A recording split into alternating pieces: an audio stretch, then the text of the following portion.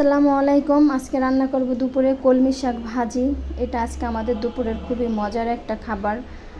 তো এই খাবারটা সবাই পছন্দ করে, আমার বাচ্চারাও পছন্দ করে, আর আমার তো শাক অনেক পছন্দ, কারণ ওইভাবে করে খাওয়া হয় না ব্যস্ততার কারণে। তো গ্রাম থেকে আমার শাশুড়ি এই শাকটা পাঠাইছে, একদম বেছে সুন্দর করে পরিষ্কার করে।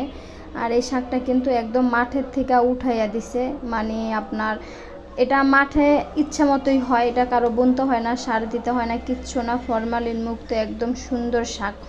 তো এই কলমি শাকটা কিন্তু অনেক মজা খেতে, আরও মজা করে রান্না করতে পারলে আরও বেশি মজা লাগে।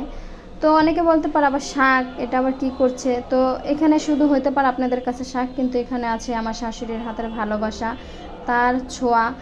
আর সে যে এত অনেক কষ্ট করে একটা বেছে তারপর আমাদের জন্য পাঠাচ্ছে, এটা আমার কাছে অনেক কিছু, আপনাদের কাছে হতে পারে শাক।